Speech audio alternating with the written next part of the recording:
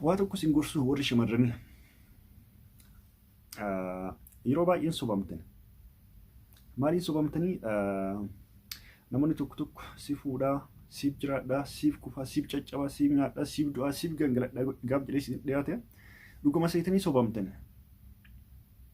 Garuu wanti isin beekuu qabdanii yeroo kanatti nama isin fuudhuuf isin qaassu caalaa nama dantaa addaa isinirraa barbaaduuf isin qaassutu caala.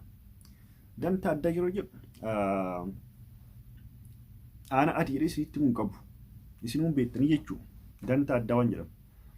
Saniifuu namoonni akkasii waan baay'ataniif cal jettaniitu qaama keessan fuutanii namatti hin erginaa.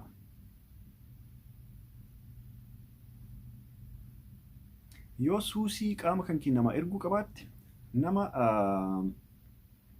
amantu, nama ollaa keetii, nama walitti dhiyaattuun jechuudha. Ka gaafanni viidiyoo kan kee gadhiisillee dhaqxee teestaatti bu'uu dandeettutti erguu qabda. Magaalaa tokko keessattuu nama hin beekne taanaan waan akkasii hin erginiif. Maaliif nama itti dhiyaattu yoo ta'e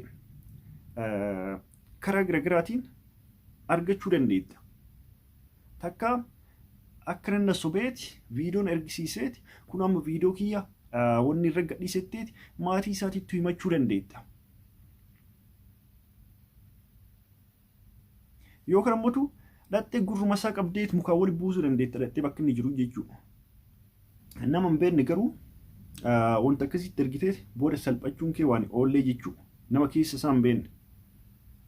Akkanuma dhiiruma ta'eef nama hunda biyya isaatu hin beekne, nama haala isaa hin beekne, nama eenyummaa isaa hin beekne, nama gowwaa ta'aaf qaroo isaa ta'a addaan hin beekne. Maaliif yeroo ammaatitti nama gowwaa miti nama furritu wanta akkana kana gadhiisa wanni irra jechuudha. Jalqaba yeroo itti dhiyaatu siif du'aa, siif gangaladhaa, siif caccabaa, siif kufaa, siif nyaachuu dadhabe, siif ciisuu dadhabe, halkanii guyyaa si'uma yaadaa bule, si'uma yaadaa oolamuu jedheeti viidiyoo sii ergisiisaa jechuudha. Achiin booda waan xiqqoo irra gaafa ol dhaban viidiyoo siisan fuudheeti sooshaal miidiyaa irra maxxansa. Namni sammuu isaa badhisee yaadu yookaan ammoo namni akka namaatiin yaadu goonkuma waan akkasiin hojjetu jechuudha. Namoonni viidiyoo nama gadhiisan nama akka loowwanitti yaadan malee nama akka namatti yaadanii miti. Maaliif namni waan tokko hojjechuun dura hin yaada. Namni sammuu isaa beekumsa qabu jechuudha. Yoo ammoo takka lafaa ba'een jiraate kun salphaa fiiyyuu viidiyoo maxxansuun jechuudha. Wanti biraa osoo jiraate hojjechuu danda'a jechuudha.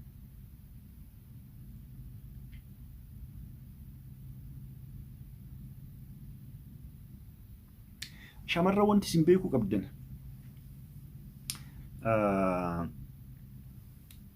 yeroo nama walii haasoftanii akka isin waraaban beekuu qabdan. Akkamitti akka jedhuuf baay'een keessan hin beektan jedhee amana. Namoota hin beekneef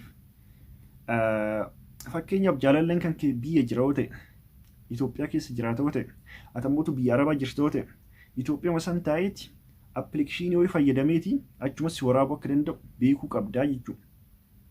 Yeroo baay'ee akkasii baduu jirtan baay'een keessan osoo hin beekin isin walumaan gangalattaniiti wanni keessa jechuudha. Iskiriinima keessatti yookaan kaameramaaf waliin gangalatta. Inni ammoo sa'aatiitti gangalattu san si waraabaa achiin booda ati akka inni si waraabuun beektu viidiyoo san fuudhee bira kaata inni achiin booda sa'aatii wal dhabdan kunoo viidiyoo akkanaati jira yoo waan akkanaan kennine waan akkasiitti deemuu jira miti. Waan akkasii dhaguu jira. Hangaruu nama akkas godhu ija kiyyaan argina.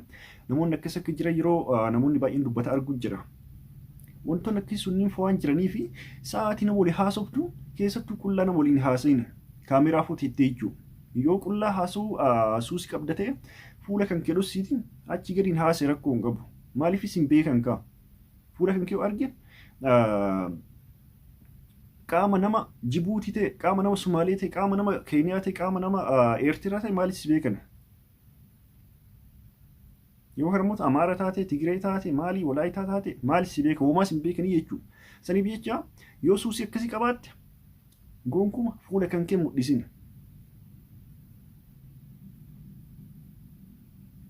Sa'aatii viidiyoo nama ergitullee yoo suusii viidiyoo nama ergu qabaatte jechuudha. Sa'aatii viidiyoo nama ergitu fuula kan kee dhossiitii ergi.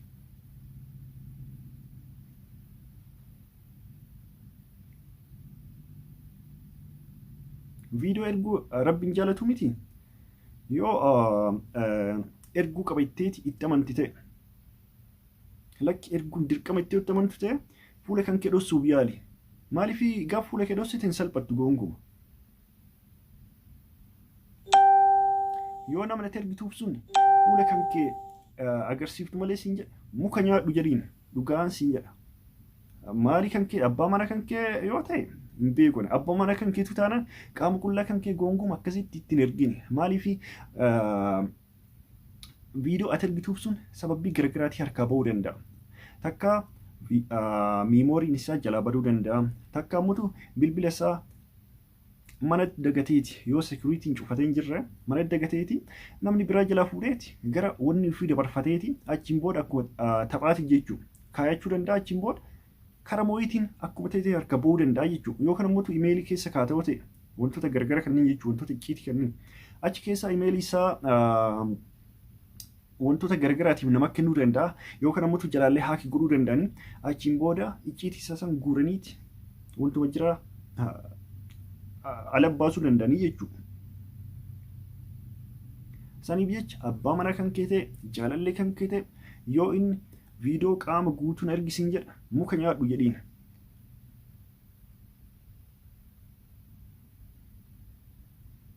Yoo ammoo viidiyoo ati fuula waliin erguu fi waan diddeef kasi jibbu ta'e duraayyuu sin jaalatu jechuudha.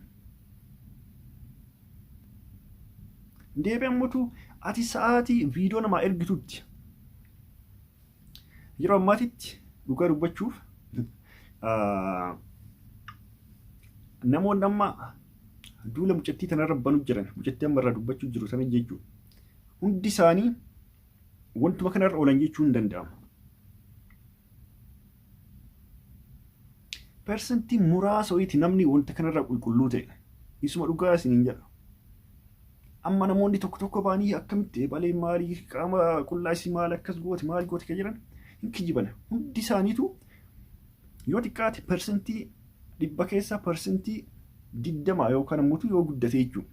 20-30 yoo jennu. Persentii 30 wanta kanarra bilisa. Kuwwan ammoo namoonni biyyoota alaa keessa faffacanii jiraatan jechuudha. Wantuma kanarra oolan jechuun hin danda'amu.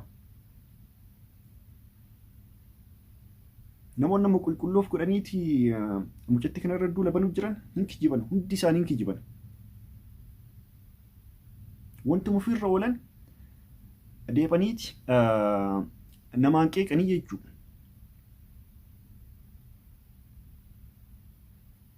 Akkuma waan akkasii hin hojjenneeti akkuma waan akkasii gonkumaa hin beekneetitti mucatti irra duula banan.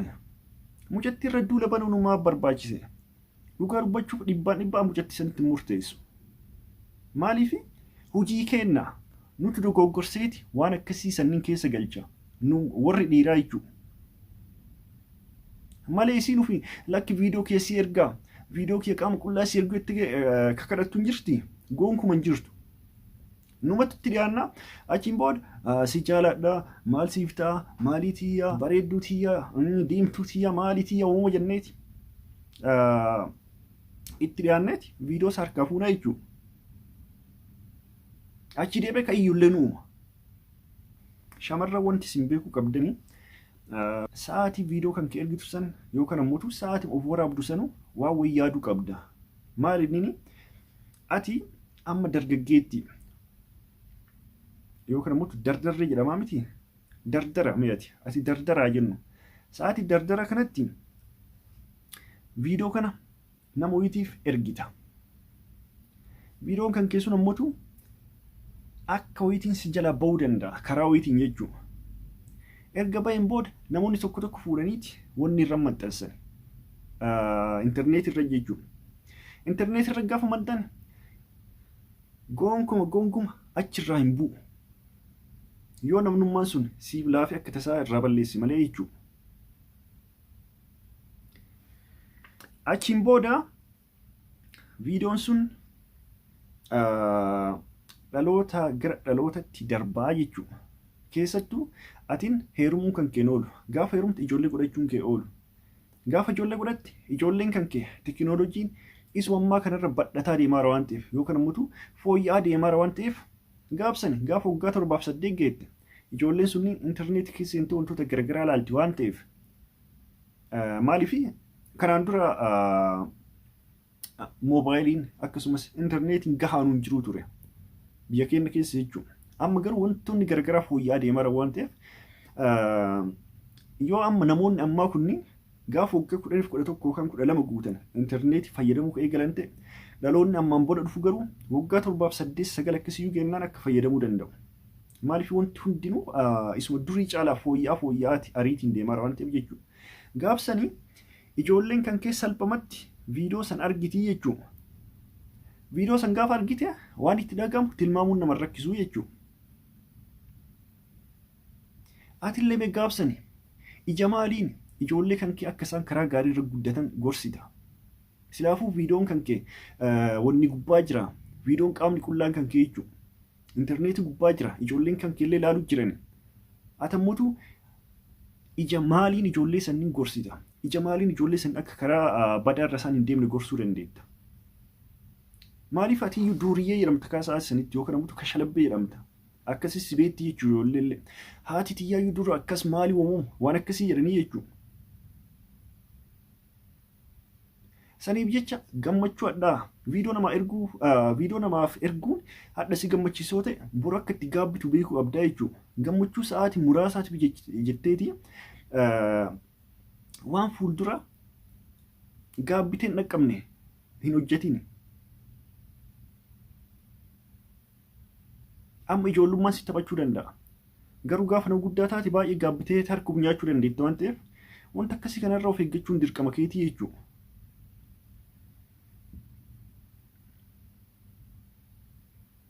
Deebi ammatu viidiyoon sun karaa mooyitiin haadhaaf abbaa kan kee bira gahuu danda'a. Obboleessa kee bira gahuu danda'a. Gaafa viidiyoo san arganii isaanuu jamaaliin si ilaalan. Obboleessi kee jamaaliin si ilaala. Haati kan kee jamaaliin si ilaalti. Abbaan kan kee jamaaliin si ilaala. Firoonni kan kee jamaaliin si ilaalan gaafa viidiyoo san argan. Ilaalcha akkamii siif qabaatan yeroo itti aanuuf jechuudha. Mee abbaan ijoollee keetiitu ilaalcha akkamii siif qabaata gaafa viidiyoo san intarneetii irratti arge. Bultiin kee diigamuu danda'a. Adaa nama akkanaa turtee ta'uu jedhee si jibbuu danda'a. Gaaf sana mootu lafatti hafta. Dhibamanii yaalamuun dura dursanuuf eeguu maal jedhama. Saniif jecha viidiyoon keessan isin jalaa wanni gubbaa ba'eeti yookaan mootu qaama qullaa gadhiifamtaniiti booda booyuurraa ammumarraa of eeggachuun barbaachisaa jechuudha.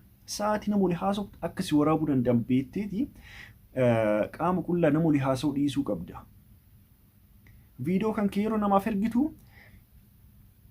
fuula kan kee dhoksuun dirqama keetii jechuudha. Viidiyoo qaama qullaa namaaf ergu haraam akka ta'e himamaa mitiirra. Yoo lakki anaaf haraamaa miti anaaf halaala yoo jette viidiyoo kan kee gaafa namaaf ergitu fuula kan kee dhoksuun dirqamaa jechuudha. Dirqama sitti ta'uu qaba. Gaafa fuula kee dhoksite eenyullee sin beeku. Boo'ichaaf hin saaxilamtu jechuudha. Inni biraa immoo sagalee kan kee hin baasin sa'aatii viidiyoo namaaf ergitutti. Fuula kan kee dhoksite sagalee kan kee hin baasin achiin booda waan feete hojjechuu dandeettu itti amante jechuudha. Yoo na baasetti itti amante fuula kan kee sagalee kan kee dhoksite waan feete hojjechuu dandeetta. Walumaa galatti hundi keessanuu of eegaa isin jechuu barbaada. Qaama qullaa keessan namaaf ergaatii ajandaa namaaf hin ta'inaa. Akkasumas maqaa of hin balleessinaa isin jechuu barbaada. Dubartii jechuun haadhaa, dubartii jechuun obboleettii, dubartii jechuun haadha manaatii. Kanaafuu namoonni viidiyoo namaa fuutanii, viidiyoo shamarranii fuutanii olii gad dabarsitanis viidiyoo haadha keessanii, viidiyoo haadha manaa keessanii akkasumas viidiyoo obboleettii keessanii akka olii gad dabarsitanii beekuu qabdan. Maaliif qaamni shamarran hundaatu tokko waan ta'eef jechuudha. Gaafa viidiyoo tokko fuuteeti namaaf sheer gootu yookaan ammoo viidiyoo tokko fuutee sooshaal miidiyaa irra gad lakkiftu viidiyoo obboleettii keetii, viidiyoo haadha manaa keetii akkasumas viidiyoo haadha keetii akka gadhiisaatu beekuu qabda jechuudha. Saniif jecha yoo haadha kan kee jaallatte ta'e, yoo obboleettii kan kee jaallatte ta'e akkasumas yoo haadha manaa kan kee jaallatte ta'e waan akkasirraa of qusachuun dirqamaa jechuudha. Viidiyoon akkasii gadi dhiisin gonkuudha. Mucattii amma sooshaal miidiyaa irratti maqaa isii deemuu jiru tana maal jechuu barbaada seetan. Atis ilma namaati. Ilma namaan dogoggora. Akka nama tokkootitti atis dogoggorteetta. Dogoggorri kan kee namas amanteeti viidiyoo kan kee itti erguu qofa. Saniin alatti dogoggorri kan kee hin jiru. Maaliif kan sooshaal miidiyaa irra gadhiisii miti. Bakki ijoo ati dogoggorte nama sanii amanteeti viidiyoo kan kee itti erguu qofa. Qaamni qullaan sooshaal miidiyaa irra ba'uun hedduu nama aarsa. Garuu namoonni sammuu nagaa, namoonni bal'isanii yaadan akkasii waliin jiran beekuu qabdaa jechuudha. Namoonni duula sirra oofuu jira yookaan immoo duula gargaraa sirra bananiiti waa'ee kan kee badaa kan kee odeessuu jiran namoota sammuu doofa waan ta'eef namoota akkasanii tuffadhu bira darbe. Qaamni kan kee illee qaama kaawwanii addaati miti. Kan kee akka tasaa sooshaal miidiyaa irratti olaa ba'u malee kaawwaniin garaagarummaa hin qabu. Hooma kuuwwan qabu qabdu. Hooma ilmi namaa qabu qabda waan ta'eef hoomattuu yaadine miilaa kaasee rifeensa mataatti hooma kuuwwan qabu qabda. Saniif jecha namni sammuu nagaa hundi isaanii akkas waliin jiran miliyeenota akkas waliin jiran yaaduu qabda jechuudha. Namoonni duula asirra banaaran kunniin ammoo namoota sammuu isaanii dhiphate waan ta'eef sanniin tuffattee bira darbuu qabda yaada jedhu qaba. Kanumaa waan gammatti nafaan turtaniif galatoomaa ulfaadhaa haga viidiyoo biraatti walitti deebinutti nagaan naaf tura.